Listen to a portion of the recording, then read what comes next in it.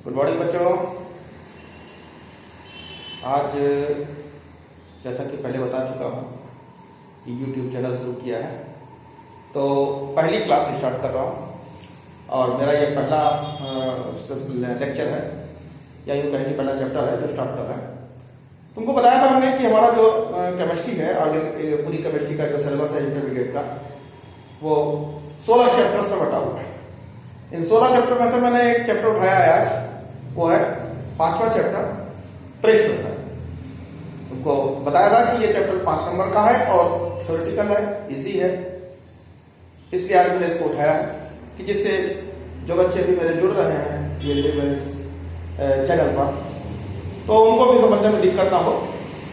और ये theoretical chapter है, समझाने की कोशिश कर रहा हूं। पहले इसको समझना, जब समझ जाना बुक्स से देखकर इसके नोट्स बनाओ, एक कॉपी पे एक अपनी निश्चित कॉपी बना लो केमिस्ट्री की, उस पर अपने नोट्स बनाओ, ठीक है।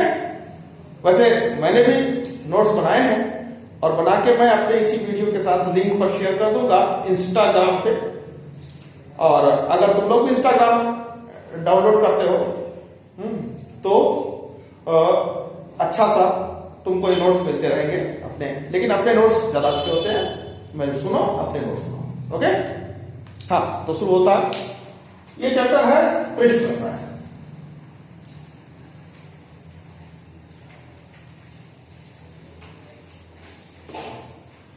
पृष्ठ रसायन इंग्लिश में सरफेस केमिस्ट्री। दरअसल इस चैप्टर को अगर देखा जाए तो 3 भागों में बांटा गया है।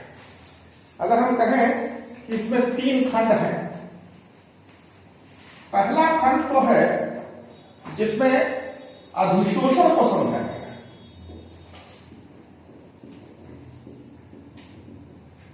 और इसका दूसरा पार्ट अगर कहें तो वो उत्प्रेरण है,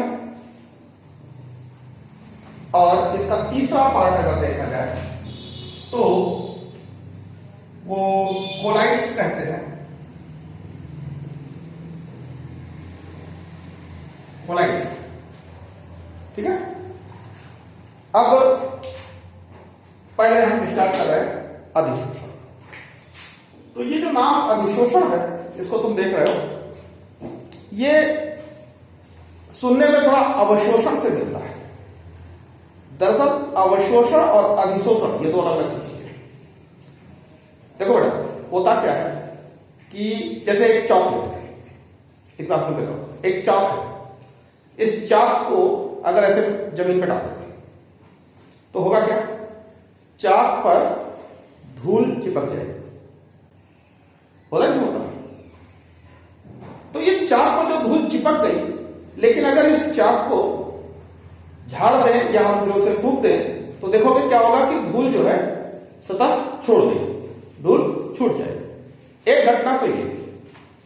एक दूसरी घटना ये कि एक चाक है, इस चाक को एक कप पानी में लटका है, तो जब पानी में लटकाओगे तो चाक पानी को सोख ले और पानी चाक के अंदर समा जाए। अब अगर इसको तुम बाहर निकाल के फूंकते हो या छिड़कते हो तो क्या पानी उससे निकलेगा? नहीं। तो यह घटना अवशोषण है। यानी कि अगर सीधे शब्दों में कहें तो अधिशोषण केवल सतह पर होने वाली एक घटना है। अवशोषण पदार्थ के, ठोस पदार्थ के अंदर तक समाहित हो जाता है, यानी कणों के बीच में जो अंतराणु आकाश या रिक्त स्थान होता है वहां पर जाके पदार्थ पहुंच जाता है, अधिशोषित होने वाला पदार्थ। तो मेरे ख्याल से बात समझ में आ रही है। अधिशोषण के लिए कम से कम 2 चीजें चाहिए। एक, वो सतह जिस पर किसी चीज को चिपकाया जाए।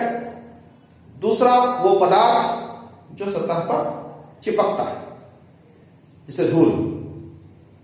तो जो सतह अपने ऊपर किसी अन्य अणु, पदार्थ, परमाणु, आयन को चिपकाती है वो कहलाती है अधिशोषक, अधिशोषक तल, ठीक है।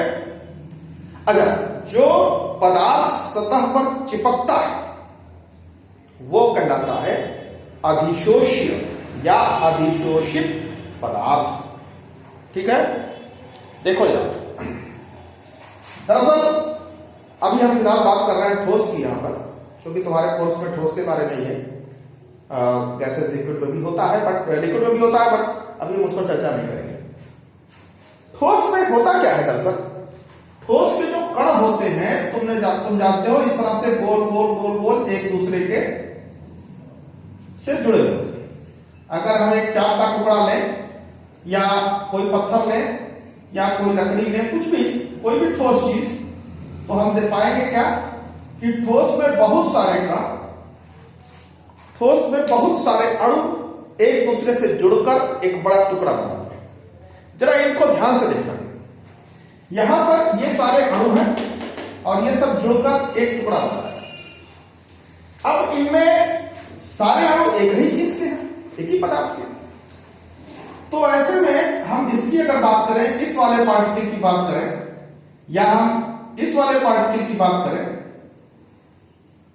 तो इसका नेचर जरा देखना, ये अपने चारों तरफ, जैसे ये इसके साथ जुड़ा हुआ है, इसके साथ जुड़ा हुआ है, इसके साथ जुड़ा हुआ है और इसके साथ जुड़ा हुआ है। यानी कि किसी ठोस की सतह के अंदर जो अणु या कण होता है वो अपने चारों तरफ तमाम अणुओं और कणों से जुड़ा होता है। अच्छा, इससे जुड़ने का कारण क्या है? कोई ना कोई बल होता है। अब वो हम कोई भी बल हो सकता है, अगर उदासीन कण है तो उदासीन के बीच में लगने वाला बल हो सकता है, अगर ये आयन है तो इसके चारों तरफ पॉजिटिव नेगेटिव हो सकता है, या और भी तमाम प्रकार के बल होते हैं जिनके बारे में पढ़ाया जा चुका है पहले। उन तमाम बलों के कारण ये एक दूसरे से चिपके होते हैं। लेकिन जरा ध्यान से देखना इस चीज को कि क्या ऐसा पूरे ठोस में होता है? नहीं। जब हम आते हैं इस कण की बात करते हैं, ये जो बिल्कुल ऊपरी लेयर है, जैसे ये हमारा पेन है ना, इस पेन के अंदर तमाम सारे अणु हैं, लेकिन हम बात कर रहे हैं ये जो सतह है, ऊपर की सतह, इस सतह पर जो अणु है हम इसकी बात कर रहे हैं। क्या ये सतह पर मौजूद अणु उसी प्रकार से बंधा हुआ है जिस प्रकार से हमारे ये अंदर वाला अणु, इसके अंदर जो अणु, तो तुम देखोगे कुछ अंतर है, और वो अंतर ये है कि ये अणु इधर की तरफ तो अणु से जुड़ा हुआ है, इधर की तरफ अणु से जुड़ा हुआ है, इधर की तरफ अणु से जुड़ा हुआ है, लेकिन ये एक साइड है जिस तरफ कुछ भी नहीं है। ठीक, तो होता क्या है कि जब अणु की टेंडेंसी है कि अपने चारों तरफ जो कुछ भी है उसको अपने तरफ खींचता है। ये तो तुम भी जानते हो कि ब्रह्मांड का कोई भी दो पिंड, कोई भी पिंड अपने चारों तरफ से एक बल लगाता है, अपनी तरफ हर चीज को अपनी तरफ खींचता है। तो यहां पर भी ये खींच रहा था, ये खींच रहा था, तो ये जो अंदर पर खींच रहा था इसने तो चारों तरफ से बल लगाया हुआ है, इसलिए कुल मिला के जितना बल इधर लगा, जितना बल इधर लगा, ये निगलेक्ट हो गया। जितना बल इधर लगा, जितना बल इधर लगा, ये भी निगलेक्ट हो गया। लेकिन बात करें इस कण की जो कि सतह पर है, सरफेस पर है, इस कण में ऐसा नहीं हुआ। इस कण में इधर की तरफ बल लगा, इधर की तरफ बल लगा, इधर की तरफ बल लगा, लेकिन ये जो है, ये जो ऊपर की तरफ कोई चीज अगर यहां पर है, यहां पर है, तो ये इसको भी अपनी तरफ खींचेगा। कहने का मतलब सतह पर मौजूद कण पूरी तरह से संतुलित नहीं होते, या यूं कहें कि उन पर लगने वाले बल संतुलित नहीं होते, और इसी असंतुलन के कारण ये अपनी सतह पर बाहर जो कुछ भी मौजूद है उसको अपनी ओर खींचने का प्रयास करते हैं। और इसी प्रयास के दौरान वो हमेशा, चाहे कुछ भी बाहर हो, अगर वो गैस के पार्टिकल होंगे तो उनको, या लिक्विड होगा तो उनको अपनी ओर खींचेंगे। अब इससे क्या फायदा हमको? इससे हमको बहुत फायदा है। हमको इसी चीज का अध्ययन करना, इसीलिए इस चैप्टर का नाम सरफेस केमिस्ट्री या पृष्ठ रसायन कहा गया। सतह पर होने वाली घटनाओं का अध्ययन हम यहां करने जा रहे हैं। अच्छा भाई, तो होता क्या है कि ये जो है, हाँ, ये जो बाहरी कणों को अपनी ओर खींचने की क्षमता है, ये डिपेंड करती है, ये निर्भर करती है इस बात पर कि बाहर कितने कण हैं, बाहर कितने कण हैं, और इसी घटना को हम अधिशोषण कहते हैं।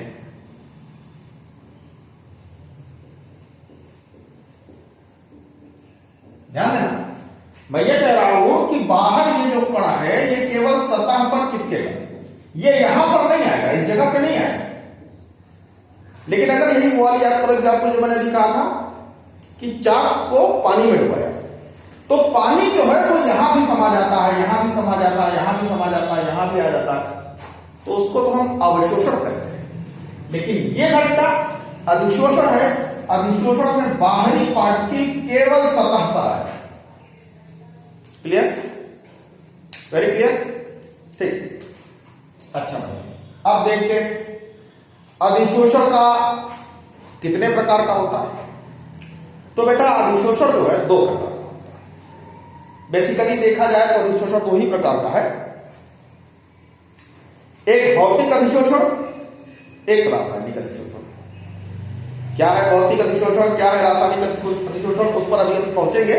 लेकिन उससे पहले एक छोटी सी चीज और हम यहां समझ लें, वो ये कि भाई एक बात बताओ, इतना बड़ा ये पेन है, ठीक, ये पेन अपनी सतह पर किसी चीज को चिपका रहा है, ठीक।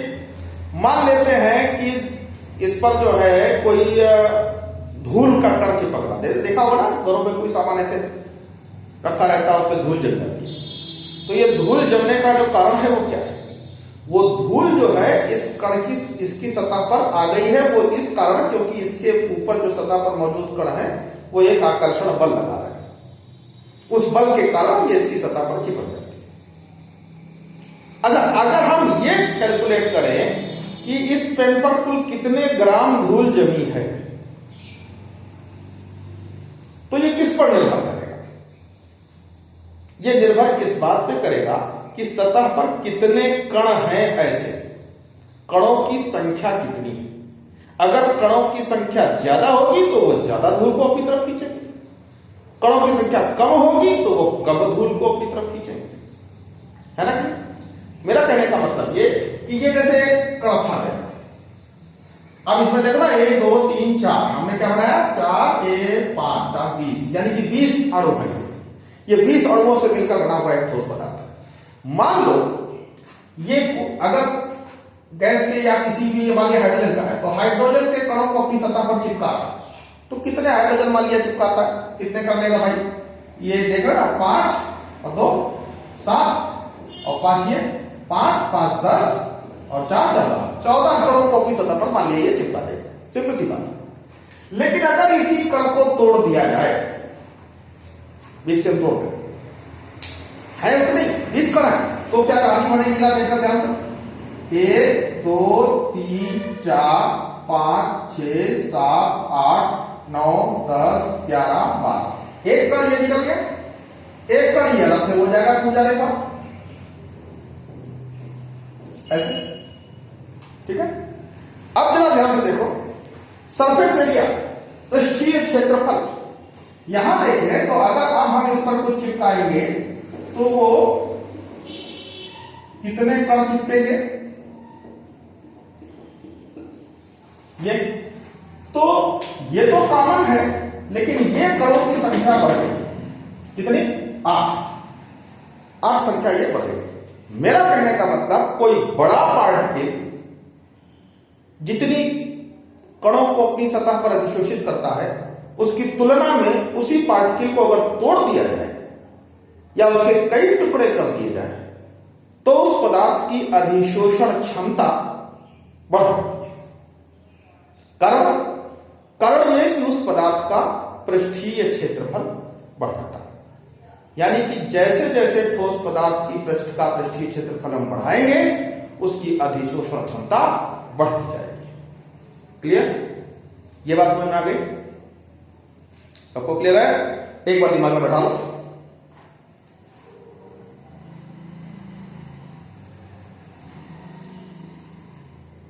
ठीक, एक पॉइंट क्लियर था। अब जरा दूसरा चीज समझना, यह जरूरी नहीं कि हर पदार्थ को अपनी सतह पर अधिशोषित करेगी, ऐसा नहीं है। हर एक पदार्थ अपने आप में इंडिविजुअल है, अपने आप में खास है।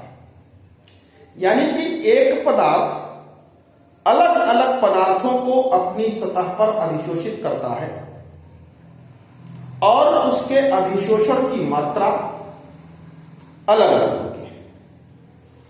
कहने का मतलब ये कि अगर ये कोई एक अधिशोषक है जो अपनी सतह पर ए पदार्थ को अधिशोषित कर रहा है और यही अधिशोषक अपने सतह पर मान लिया कोई दूसरा बी पदार्थ है उसको अधिशोषित कर रहा है, तो यह जरूरी नहीं कि जितना ए अधिशोषित हो उतना ही बी अधिशोषित होगा, ऐसा जरूरी नहीं।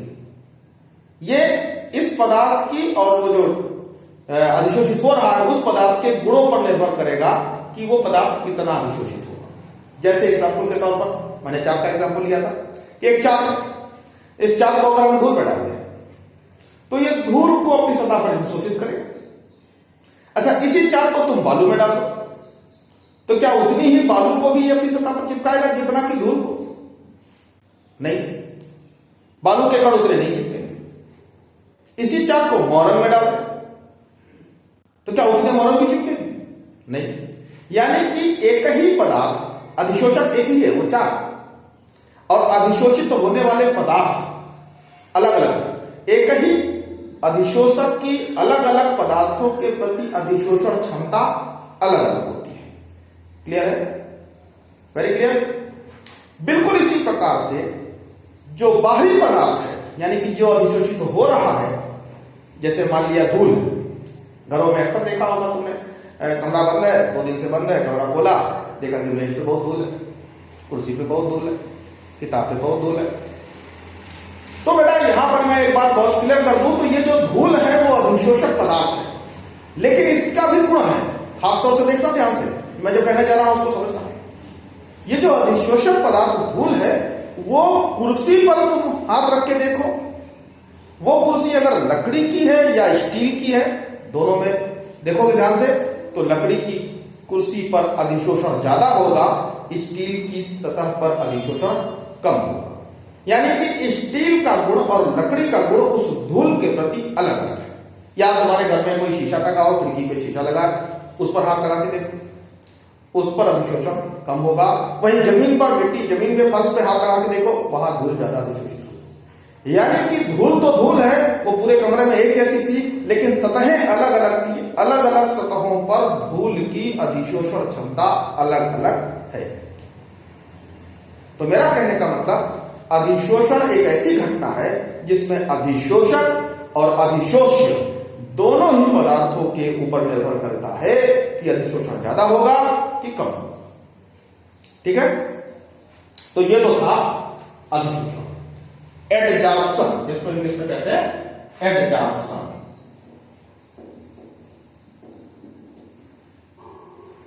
ठीक है बच्चों? अच्छा, तो ये तो थी कैसे अधिशोषक अपनी सतह पर किसी अधिशोष्य पदार्थ को अधिशोषित करता है। इसी घटना को कहते हैं एडजॉर्प्शन की क्रियाविधि। एडजॉर्प्शन की क्रियाविधि। अब आगे बढ़ते हैं। अरे ये वर्ड समझ में आ गया? अरे किसी को कोई दिक्कत होगी तो बताना, नीचे कमेंट में डालना, आगे देखा जाएगा। बाकी किताब से पढ़ना। तुम्हारी जो बुक्स हैं, हमने बुक्स तुमको ग्रुप में डाली हैं, उस बुक्स उनको खोलो, देखो, पढ़ो। और इसके बाद भी मैं नोट्स बना रहा हूं, नोट्स बना के भी डाल रहा हूं इंस्टाग्राम पे, वहां से डाउनलोड करो और उसको पढ़ो। अपने आप ही बनाओ, अपने कॉपी पे नोट्स बनाना जरूरी है। नोट्स बनाओगे तो ये बातें हमेशा के लिए याद रहेंगी। अन्यथा ये केमिस्ट्री है, केमिस्ट्री के बारे में कहा जाता है हिस्ट्री और केमिस्ट्री रात भर पढ़ो, सुबह साफ। इसलिए जो है इसको नोट्स बनाना जरूरी है। कम से कम लिखो, अपनी भाषा में लिखो, छोटा बहुत लिखो। ठीक है, मैं आगे बढ़ता हूं। अब आ रहा हूं अधिशोषण के प्रकार। तो मैंने कहा कि अधिशोषण 2 प्रकार का होता है। कौन कौन सा? भौतिक अधिशोषण और रासायनिक अधिशोषण। बेटा भौतिक अधिशोषण और रासायनिक अधिशोषण में, अच्छा एक बात बता दें, ये रासायनिक अधिशोषण शब्द जो है ना, इसकी जगह पर एक कॉमन वर्ड रसावशोषण भी कहा जाता है। ऐसा पूछा गया यूपी बोर्ड में, कई बार ये सवाल आया है। रसावशोषण, तो बड़ा कंफ्यूजन हो जाता है ये कौन सी चीज आ गई, इसलिए बता रहा हूं ये रासायनिक अधिशोषण को ही रसावशोषण भी कहते हैं। खैर, तो चलते हैं भौतिक अधिशोषण और रासायनिक अधिशोषण। बेटा भौतिक अधिशोषण जो है तुम्हारा, इसका मतलब ये कि जब किसी ठोस पर किसी गैस को अधिशोषित कराया जाता है, ठोस पर किसी गैस को अधिशोषित कराया जाता है, तो गैस के कण जो होते हैं, जैसे पानी हाइड्रोजन है तो सपोज, तो हाइड्रोजन के कण इसकी सतह पर भौतिक आकर्षण बल के द्वारा जुड़ जाते हैं। ध्यान देना, भौतिक आकर्षण बल, भौतिक आकर्षण कब, वो वांडरवाल बल, वांडरवाल जो कमजोर बल होता है, बहुत कमजोर होता है, दो कणों के बीच में लगता है, तो ये बहुत कमजोर होता है। जब किसी ठोस की सतह पर कोई कण वीक वांडरवाल फोर्स से, या यूं कहें दुर्बल वांडरवाल बल द्वारा सतह पर आकर्षित होता है, या यूं कहें सतह पर चिपक जाता है, शुद्ध हिंदी की भाषा में कहें सतह पर चिपक जाता है, तो ये जो अधिशोषण है इसको हम भौतिक अधिशोषण कहते हैं। और जबकि रसावशोषण मैंने कहा जो कि रासायनिक अधिशोषण, वहां क्या होता है, वहां जो है बाहर से आने वाला कण इस अधिशोषक की सतह पर आता है, और आने के बाद इन दोनों के बीच में एक रासायनिक बंध बना लेता है, केमिकल बॉन्डिंग कर लेता है। अब ये केमिकल बॉन्डिंग सहसंयोजी हो सकती है, या आयनिक हो सकती है, या वीक बॉन्ड हो सकता है, कोई हाइड्रोजन बॉन्डिंग टाइप की, यानी कोई ना कोई रासायनिक बंध का निर्माण करता है। और अगर ये रासायनिक बंध का निर्माण करता है तो इसको हम कहते हैं रासायनिक अधिशोषण। क्लियर है? तो भाई एक बात तो तुम्हारी समझ में आई होगी कि जब यहां पर केवल भौतिक बल के द्वारा, मैं साफ करके दिखा दूं उसको तो ज्यादा आसान हो जाएगा।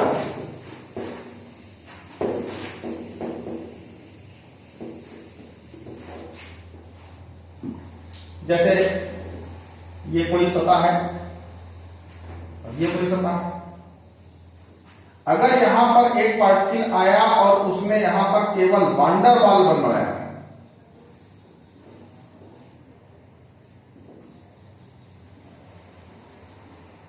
और यहां पर कोई कण आया उसमें रासायनिक बल बनाया,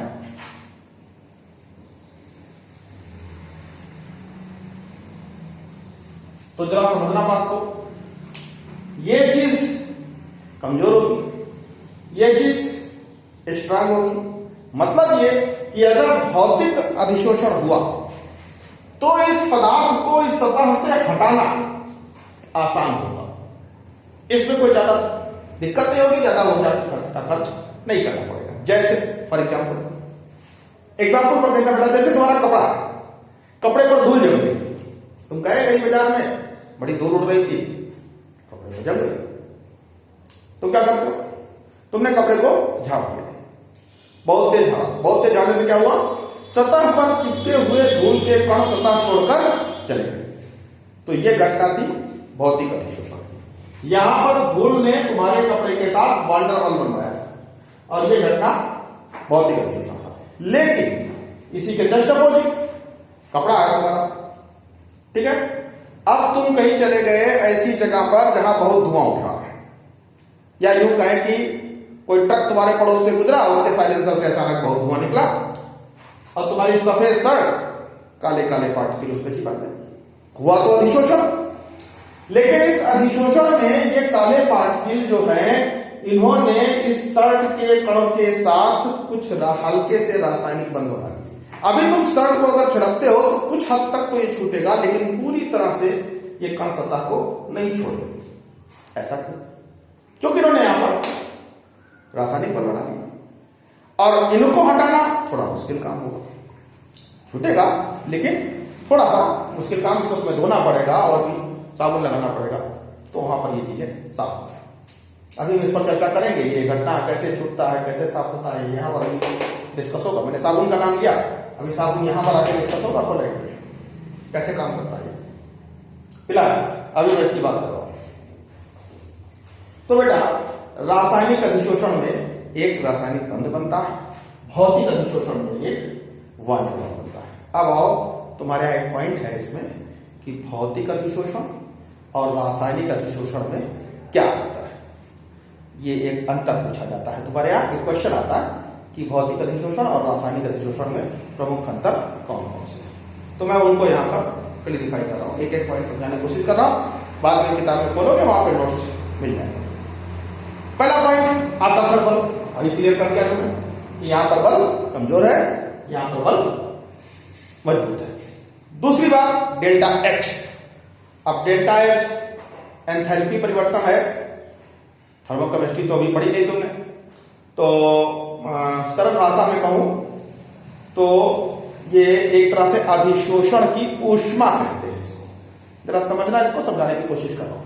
होता क्या है बेटा, जब कोई गैस पार्टिकल हवा में यूं घूम रहा होता है, अपनी हवा में, मस्ती में, अपने माहौल में टहल रहा है, तो उसके अंदर एक गतिज ऊर्जा, और वो गतिज ऊर्जा वो उसको घुमा रही है, चला फिरा रही है, वो अपना पूरा माहौल में टहल रहा है। लेकिन जब ये आपकी सतह पर आता है, मान लिया यहां पर कोई अधिशोषक की सतह है, उस अधिशोषक की सतह पर वो चिपक गया। चिपकने से क्या हुआ, वो फिर स्थायी हो गया, और स्थायी हुआ तो उसके अंदर जो ऊर्जा थी उसका क्या हुआ, वो ऊर्जा बाहर निकलती है। इसी ऊर्जा को हम अधिशोषण की ऊष्मा कहते हैं। ये अधिशोषण की ऊष्मा जितनी ज्यादा होगी, इसका मतलब वो कण इसकी सतह पर उतने अधिक बल से चिपका रहेगा, या यूं कहें कि वो इतना ही स्थायी हो जाएगा, फिर वो सतह छोड़कर जल्दी नहीं जाएगा। तो बात करें भौतिक अधिशोषण और रासायनिक अधिशोषण की, तो ये जो डेल्टा एच का मान है,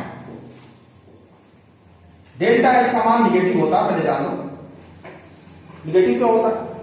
क्योंकि कोई भी कण जब सतह पर चिपकता है तो हमेशा ऊष्मा का उत्सर्जन करता है, और ऊष्मा का उत्सर्जन कर दिया तो डेल्टा एच का मान निगेटिव होता है।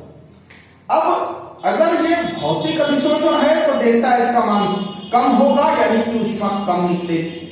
लेकिन वही अगर ये कण यहां से आया और इसकी सतह पर रासायनिक बंध बना दिया, तो रासायनिक बंध जितने भी होते हैं, चाहे वो कोवलेंट हो चाहे आयनिक हो, जब बनते हैं तो उनमें ऊष्मा निकलती है, और तब डेल्टा एच का मान होगा तो निगेटिव। निगेटिव इसलिए कि ऊष्मा निकल रही है, और मान जो होगा वो अधिक होगा, अधिक होगा।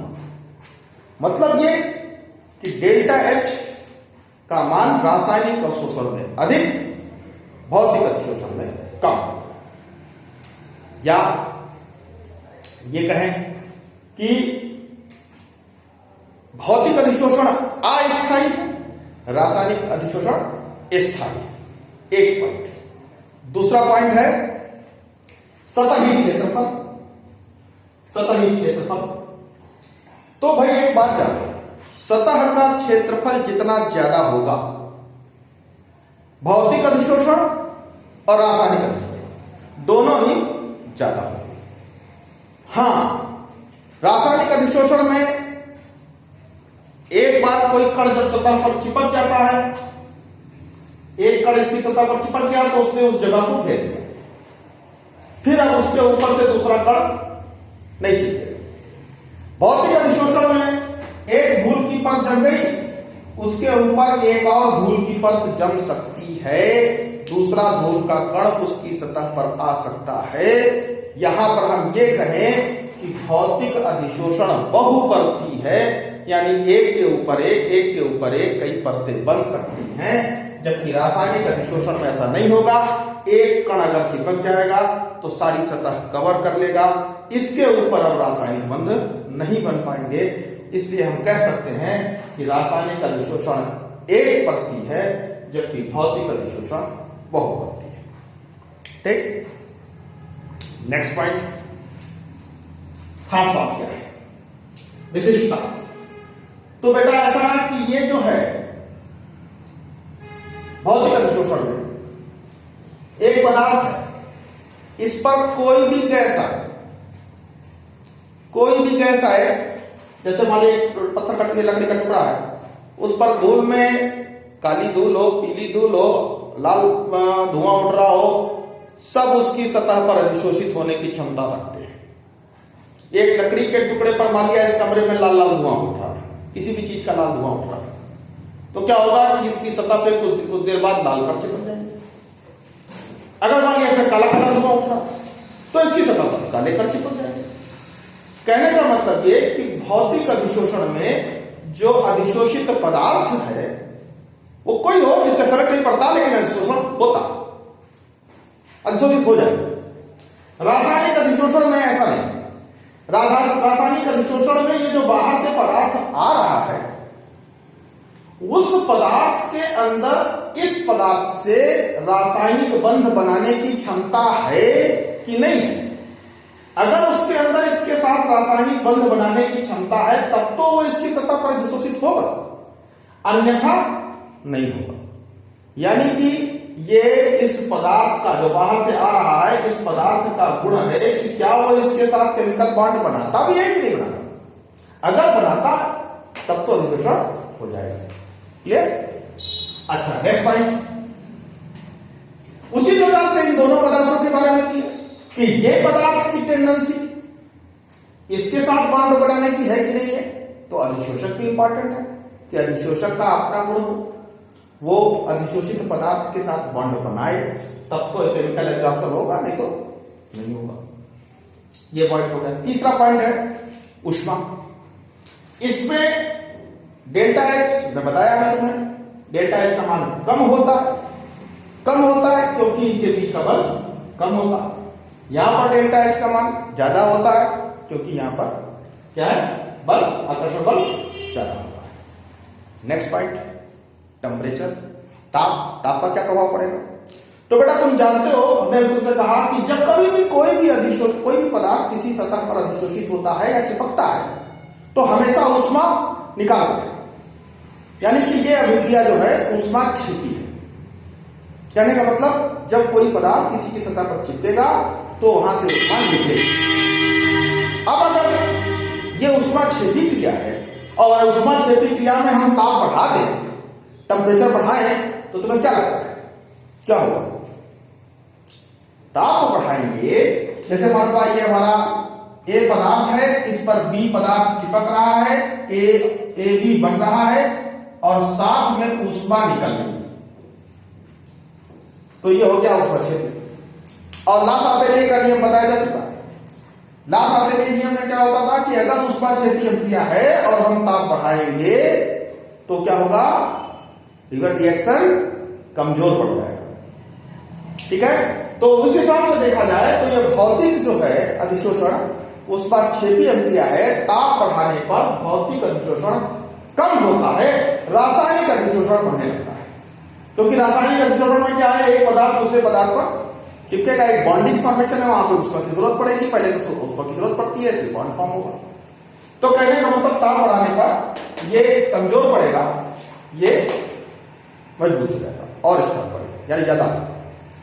एक पॉइंट, नेक्स्ट पॉइंट, मैंने तुमसे कहा इस पर परत दर परत अधिशोषण हो सकता है। इस पर सिंगल होगा, एक बार जब कोई चीज इसकी सतह पर चिपक जाएगी, रासायनिक बंध बना लेगी, तब अब इसके ऊपर दूसरा बंध नहीं बनेगा। क्लियर है? तो ये तो था अधिशोषण के, भौतिक अधिशोषण और रासायनिक अधिशोषण में अंतर। ठीक है, जरा 5-10 सेकंड का समय दूंगा तुम्हें, जरा मैंने जो कुछ भी बताया इसको अपने दिमाग में बैठा।